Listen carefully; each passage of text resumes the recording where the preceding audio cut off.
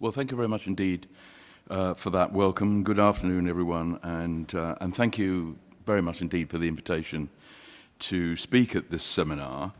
And it's great to be back in Barcelona.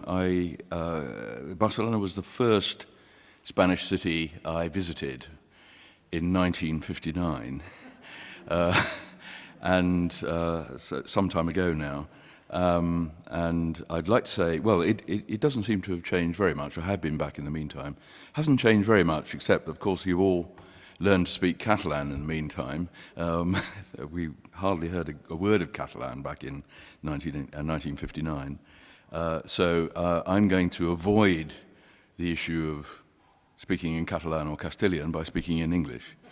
But I will read the quotes in Castilian, in Castellano.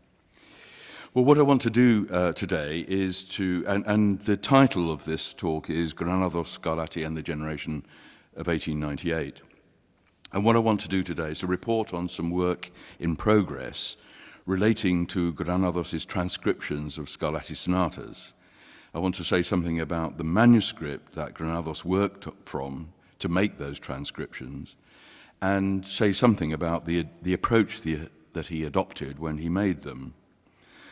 But above all, I want to set this within the political and intellectual context of the so-called generation of 1898, the term first used by Azorín in an article called Generaciones de Escritores, published in 1912.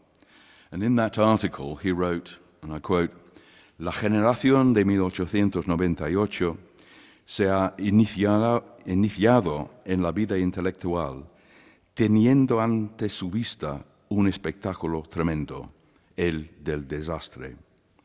El desastre significaba la quiebra ruidosa, clamorosa, de multitud de ideas y sentimientos hasta aquel momento válidos, prestigiosos.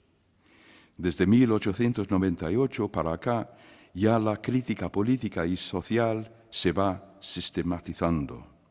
Se robustece una convicción capital, esencial, la de que es preciso un cambio radicalísimo en la vida española." The disaster to which he refers is, of course, the loss of Spain's last overseas possessions, particularly the Philippines and Cuba, in the war with the United States. This military and diplomatic disaster unleashed a torrent of recrimination and introspection that colored Spanish literary and intellectual culture until 1936. Disputes have raged about the use of the term generation of 1898, about who should be considered members and who should not, about the values they represented. It's been argued with good reason that the disaster of 1898 was simply the catalyst, the symptom of a more endemic disease, the problem of Spain, el problema de España, with its roots deep in the political subsoil of the 19th century and its branches casting a long shadow over the first half of the 20th. But two things are undeniable. First is that, symptom or no, the disaster of 1898 was bitterly felt across the length and breadth of the peninsula. It made a huge impact on society in general and individuals in particular.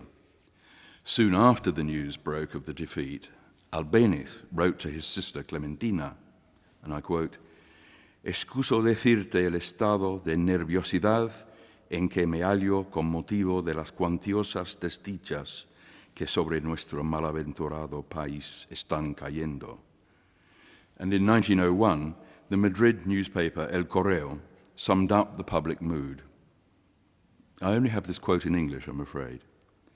"Everything is broken in this unhappy country. There is no government, no electorate, no political parties, no army, no navy.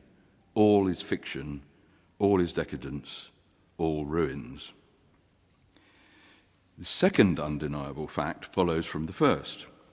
As Azorín wrote in that article of 1912, "Es preciso un cambio radicalísimo en la vida española." But the hotly disputed question was, what kind of change? Now, my opening emphasis on the generation of 1898 may surprise you, because the topic doesn't have very much currency in Spanish studies today, partly because it's proved so problematic, and partly because the writers most closely associated with the period, Ganivet, Unamuno, Baroja, Azorín, Joaquín Costa, Ramiro de Maeztu, are no longer fashionable. I read Idearium Español, would you believe it? I read Idearium Español when I was a student.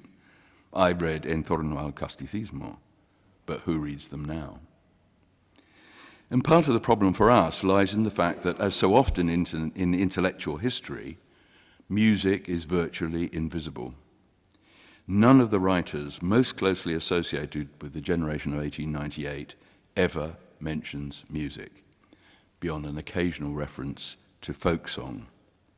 And Spanish composers and performers rarely, if ever, feature in the most influential accounts of the period. Guillermo Díaz Plajas, famous Modernismo frente a 98, mentions not a single solitary composer, singer, pianist, or composition from a period that was rich in works that should have a voice in the contemporary debate about the nature of Spanish culture and its future direction. So, ladies and gentlemen, my proposition to you today is that we should try and put this right. Intellectual and cultural history should not be the sole province of literature and philosophy. Musical history should be at the heart of mainstream cultural history. Are we all agreed on that? Are we all going to do something about it? Good, excellent. Now, there's an honourable exception to what I've been saying, and that's important here because it touches on Granados. And the honourable exception is the opening of Walter Clark's 7th chapter of his great book on Granados, Enric Granados, Poet of the Piano. And there you'll find 4 excellent pages on the intellectual background.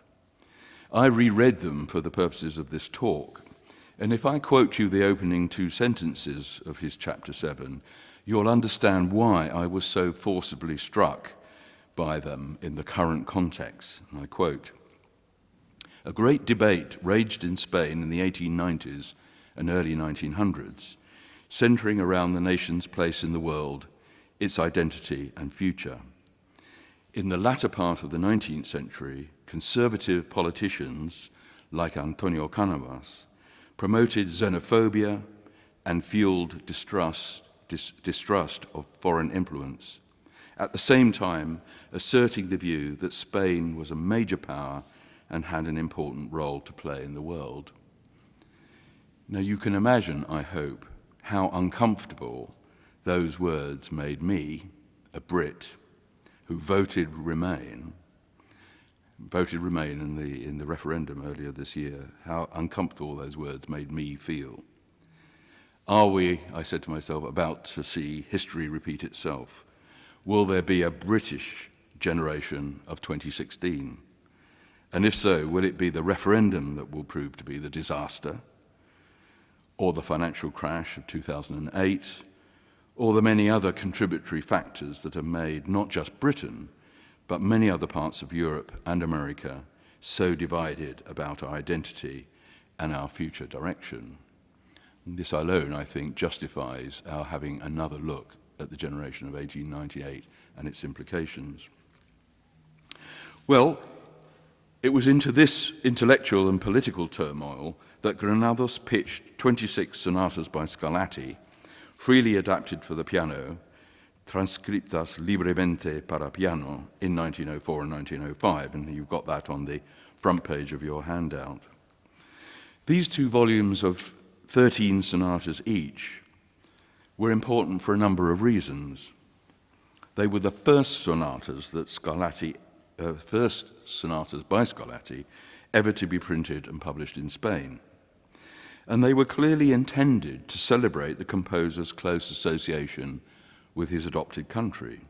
As you can see from the title page, they're clearly branded as Spanish music. The edition appeared in the series Biblioteca Musical Clásica Española. The sonatas were described as having been compuestas en España para la familia real. And the volumes were prefaced by a bibliographical, critical study by the doyen of Spanish musicologists, Felipe Pedrell. Pedrell had been instrumental in rediscovering a great deal of early Spanish sacred music in the 19th century.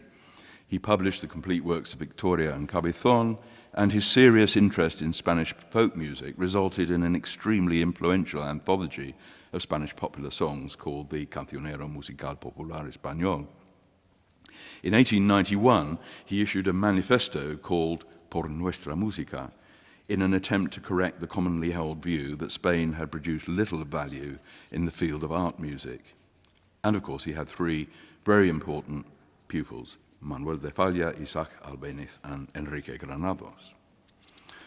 1904 and 1905 saw the beginnings of the great years of Spanish pianism. Ricardo Viñes and Joaquín Malats were at the height of their powers. Albéniz was just beginning the first book of Iberia, and Goyescas would not be far behind in 1911. The publication of 26 sonatas in 1904 and 5 by a great keyboard master with such a strong association with Spain was therefore an important social, cultural, and political statement, as well as a musical one. And of course, it happened 1 year before Longo's complete Scarlatti edition started to appear in Milan.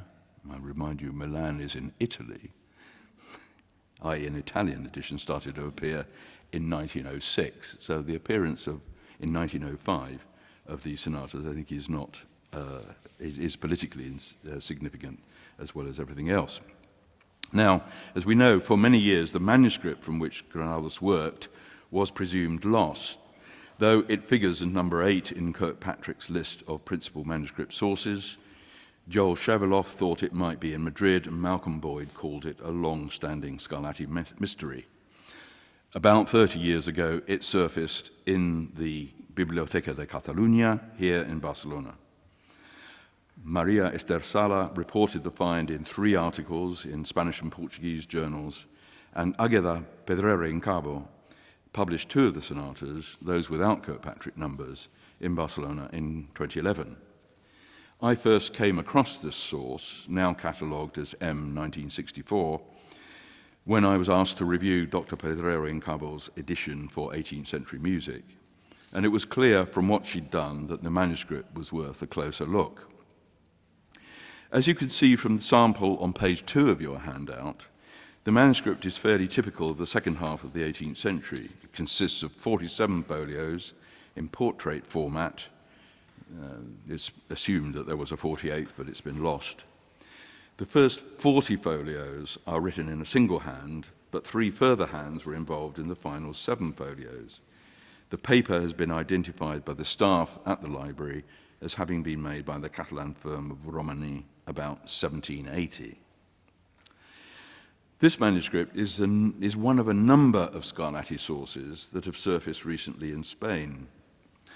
This is due both to the opening up and the professionalization of Spanish libraries during the democratic transition, but less happily the closure of religious houses and the dispersal of their cultural assets in an increasingly secular world. But are these newfound Spanish sources significant? Doesn't the world already have enough Scarlatti sonatas? Do we need any more? And are the sources that we have for them sufficiently authoritative? Well, these are difficult questions to answer because conventional bibliographical methodologies don't really work for Scarlatti. All the surviving sources are collections, and a collection, by definition, doesn't constitute a single text. And that means that nothing that we can say about the source, transmission, or authority of any particular item in the collection can safely be applied to any other or to the collection as a whole. So if you take an anthology, sorry to use an English example, but if you take an anthology like the Oxford Book of English Verse, the typography and the editorial conventions of the publisher make the finished book look uniform and consistent. But 2 poems sitting side by side on the printed page may have been transmitted through completely different routes.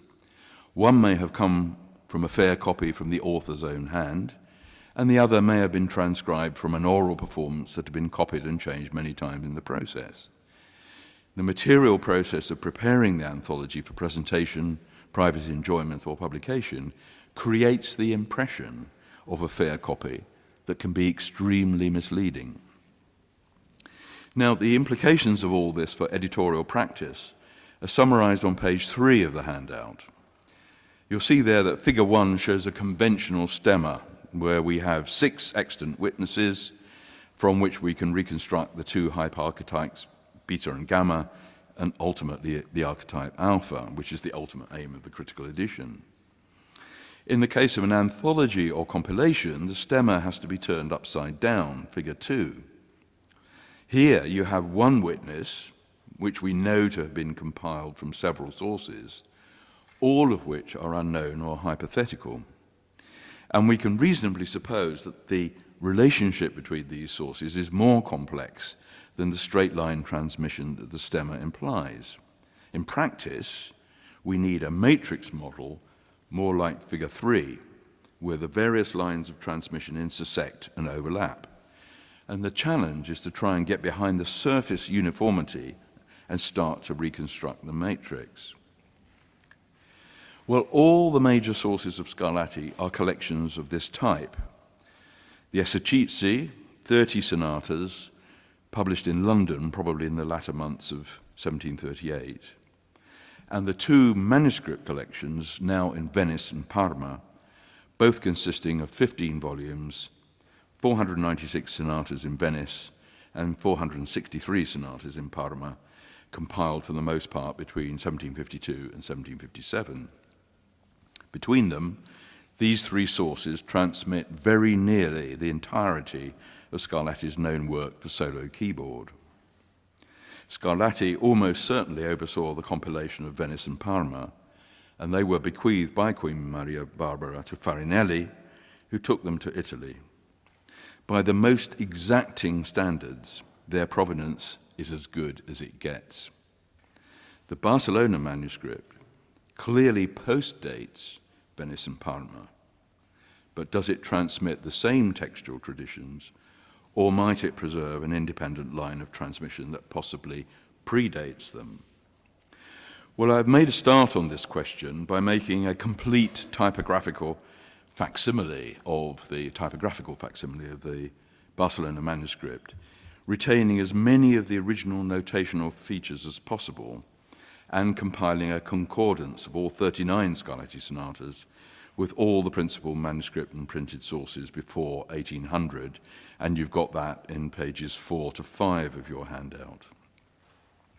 Now you can see almost at a glance that the 39 sonatas in Barcelona fall into 2 main groups, though I'm not quite sure where to draw the line between the 2 main groups. You can see that the sonatas on this page look very, on the page 4, that is, the sonatas on page 4, the concordance looks very different from the sonatas at the bottom of the list, which come on page 5.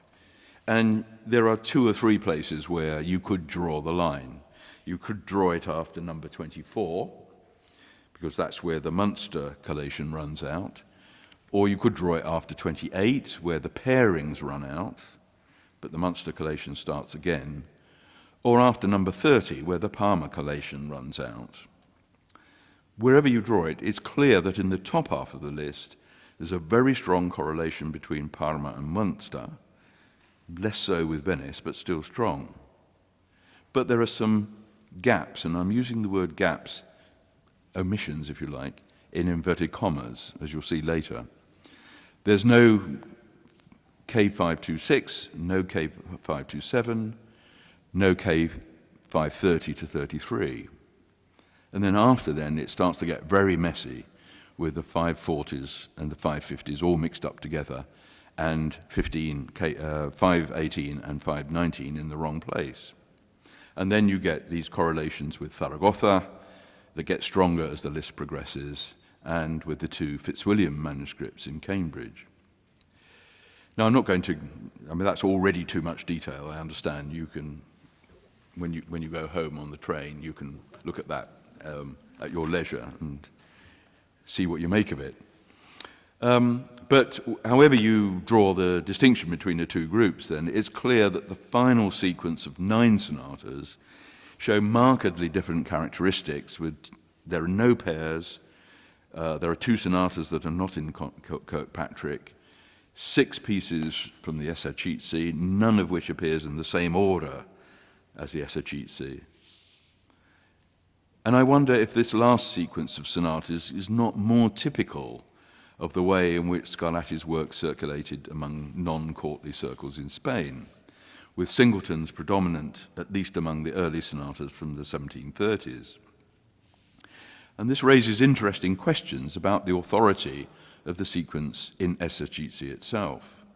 As with Venice and Parma, just numbering them 1 to 30 creates an authority for that order that's very difficult to escape from. And what's K102 doing there? And where are the 2 sonatas without K numbers? Were they part of a cluster of early pieces from which the esercizi were drawn? All of this leads to the killer question: does the Barcelona manuscript cast any light on the textual authority of the known sources of Scarlatti? Well, you won't be surprised to hear me say that I think it does. So it's time to have some music. And what I'm going to do now is, this is audience participation time, I'm going to play you the first half of K27, played by the French pianist Anne Kefelec. And in your handout, you have the same piece in the version from Barcelona, number 36, this one here. In my, you've got it here in photographic facsimile, you've got it in my transcription facsimile transcription, and what you're going to hear is the Parma version. So you can do all of these things simultaneously. You can compare Barcelona and Parma, and you can also check the accuracy of my transcription, all while we hear this beautiful piece played very beautifully by Anne Kefelec.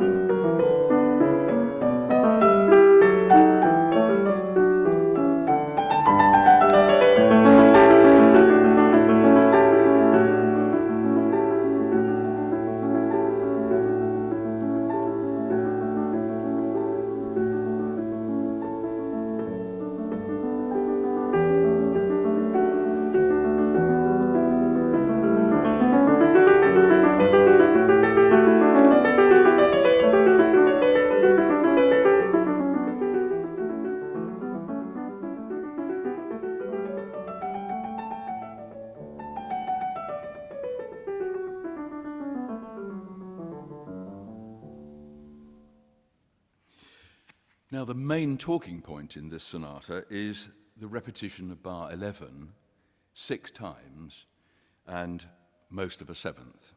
I'm going to call that 6 plus 1, so the bar is repeated exactly 6 times, and then almost all of it appears a seventh time, until the harmony changes just in time to stop us from getting up to check that the kneel hasn't stuck in the record.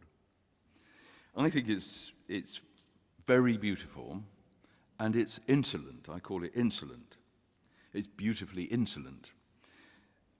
Dean Sutcliffe said in his discussion of this sonata, "Is this really music?" is a question that hovers over the passage.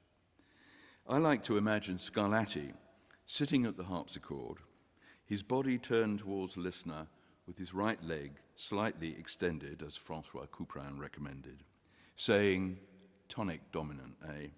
You can't beat it." Or, "I bet you think I can't go on doing this all day." That's what I mean about it being insolent, if you like. Now, if you look at the esercizi score, which is on the next page, this little one here, and if you watch the performance live, you get the point, because the clue is in the title, esercizi. It's an exercise in hand crossing. Left over right for 2 bars, right over left for 2 bars, But surely you don't then need another 2 bars of left over right and then another 2 beats before you think about changing the harmony. And several of the sources don't have 6 but 1 bars. They have 4 plus 1. And as you've just seen, Barcelona is one of them, along with both Vienna sources for this sonata. And this is an interesting case where, if you like, the discovery of the Barcelona source validates the Vienna readings. In Hashimoto's edition, Hashimoto says that both Vienna sources have these 2 bars missing, right? He says they're missing. Barcelona casts a question on that and says, well, maybe they're not missing. Maybe they were never there in the first place. Well, which of these is correct?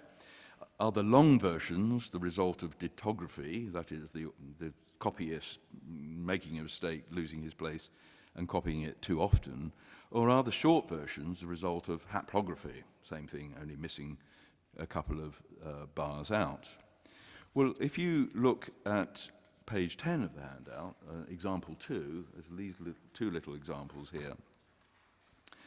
And the second one is taken from the Valderobles manuscript.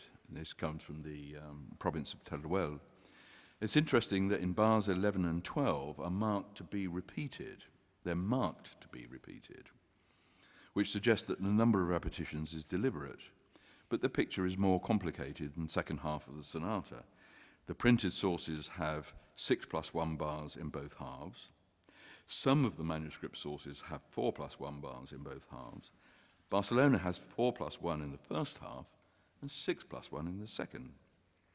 And as to the hand crossings, the printed sources have left over right followed by right over left, then left over right again. Barcelona only has left over right, and most of the other manuscript sources have no hand crossings marked at all.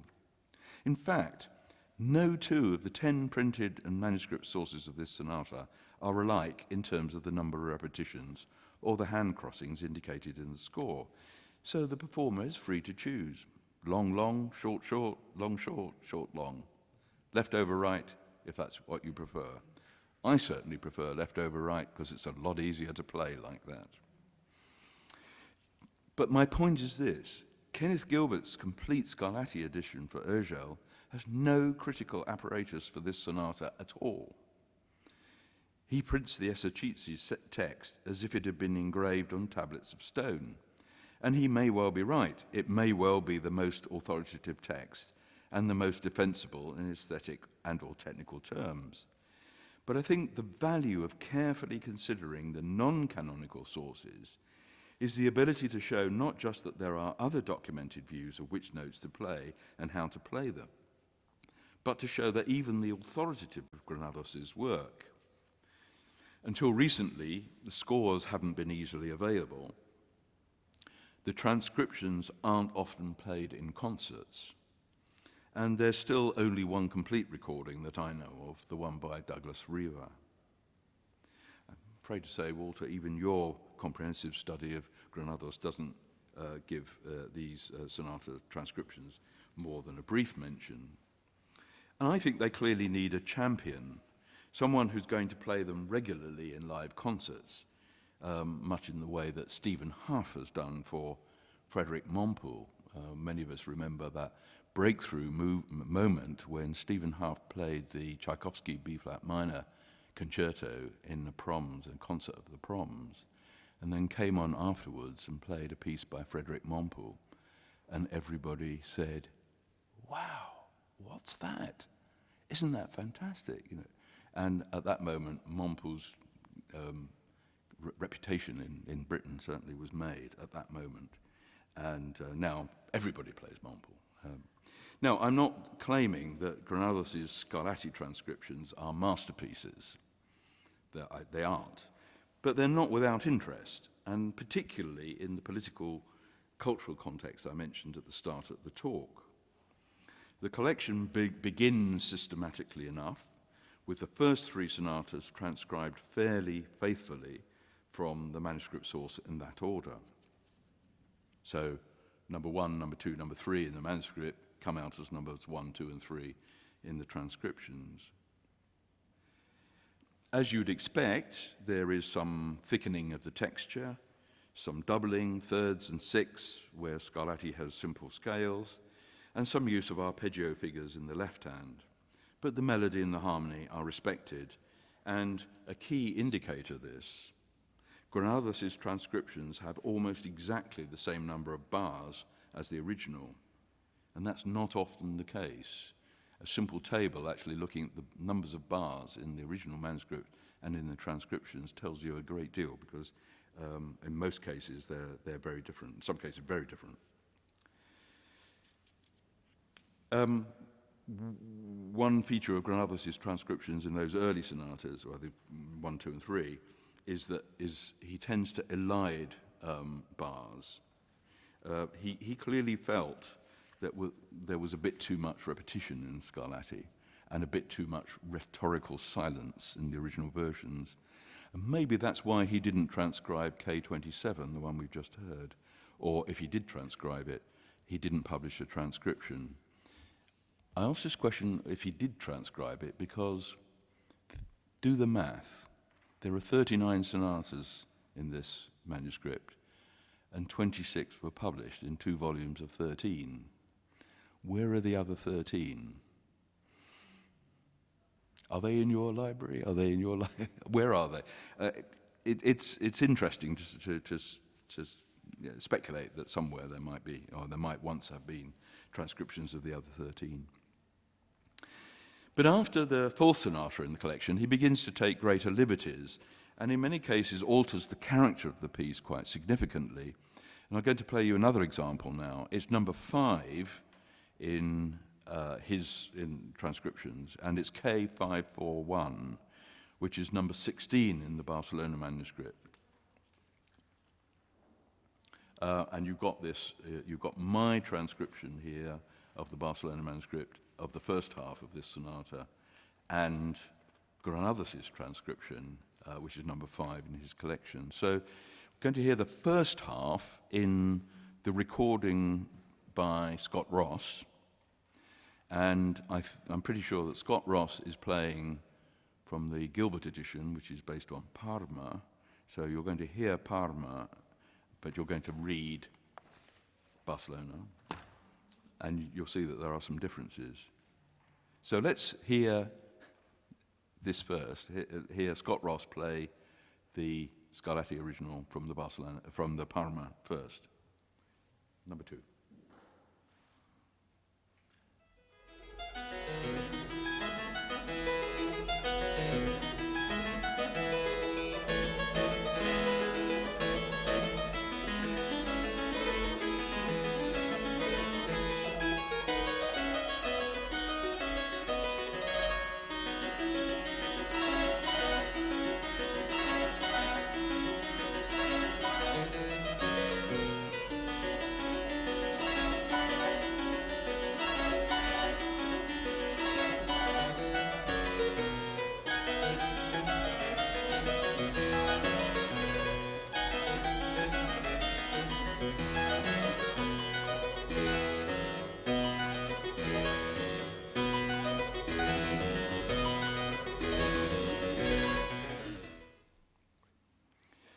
And so that's here, the same passage now in Granados' transcription played by Douglas Reaver, number 3. Number 3. Number 3.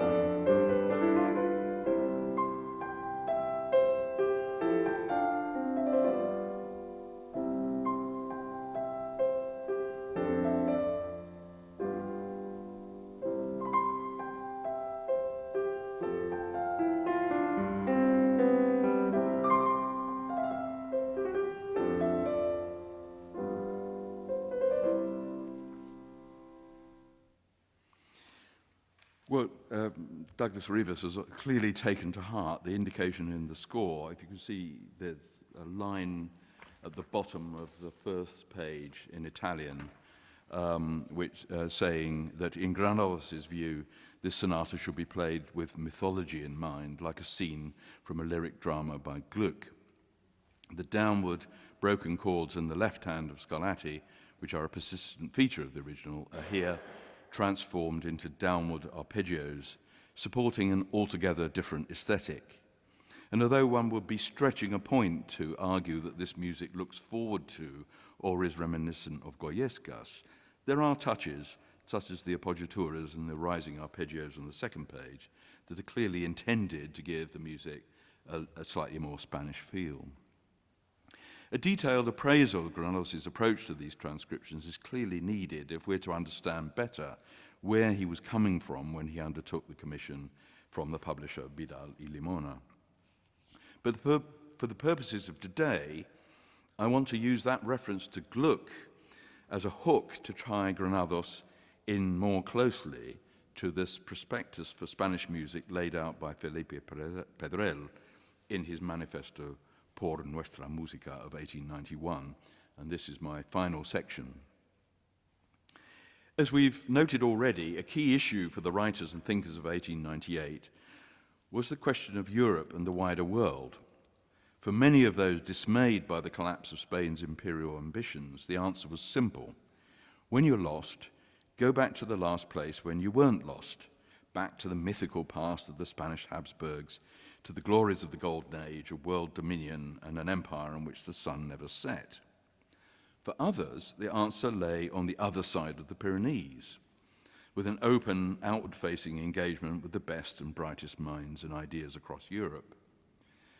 But as we're finding in Britain at the moment, this is a false dichotomy. You don't have to look too far to find that what you think of as indigenous traditions are much more complex. Goya, yes. Velázquez, certainly. But El Greco? The clue is surely in the title. El Greco, he's Greek, he wasn't Spaniard. And yet, this was a period when El Greco really came into his own, and studies of El Greco came to the fore. You probably know we've got a famous Greek in Britain as well. He's married to the Queen, and yet for most people he's part of the quintessence of what's British. So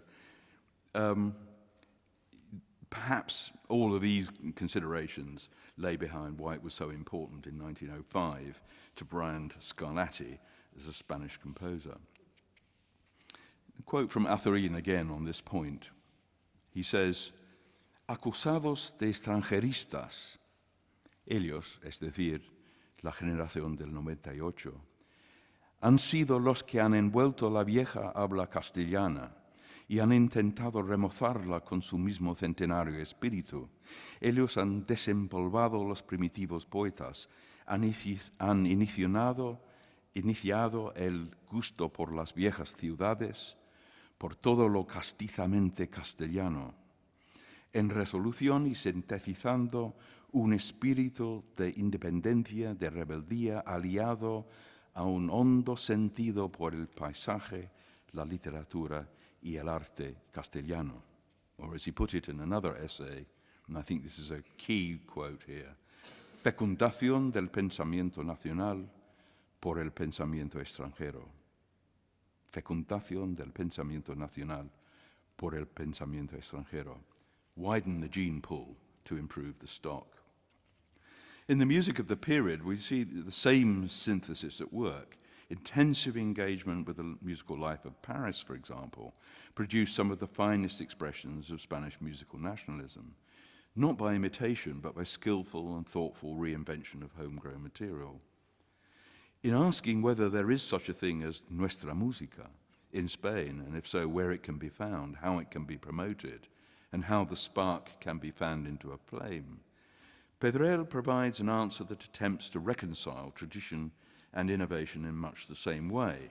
He writes, it's very difficult to quote from Pedrell because he writes in a very complex way.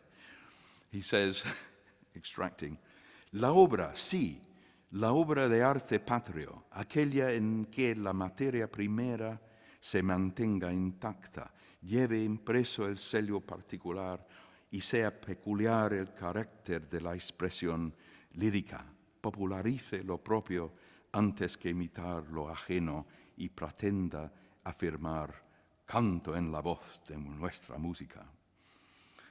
Well, this language, like much of the writing from this period, which is why it's not fashionable at the moment, is rather rich for modern tastes and rather too given to rhetorical gestures and grand generalizations. But you can just about see, I think, where he's coming from. Our music has to spring from an authentic, homegrown raw material, but it has to carry a sello particular, a personal stamp.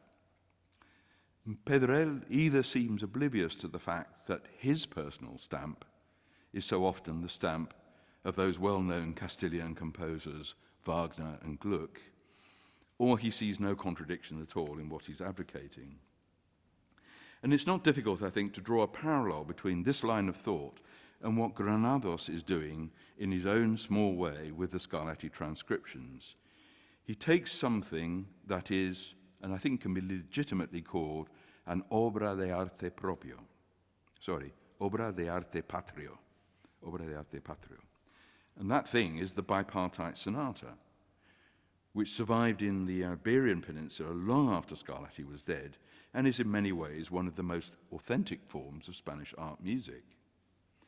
And he worked from an authentic, indigenous manuscript, evidently compiled in Spain by a Spanish enthusiast who also collected and appreciated other authentic Spanish forms of art music, such as the tiento de medio registro, which is represented in the Barcelona manuscript. And he made of all of this something that undoubtedly has a sello particular. It's not yet the music that Granados would come to write 5 years later, but it does represent a step on that journey, and I believe it deserves to be understood, appreciated, and valued as such. Thank you very much.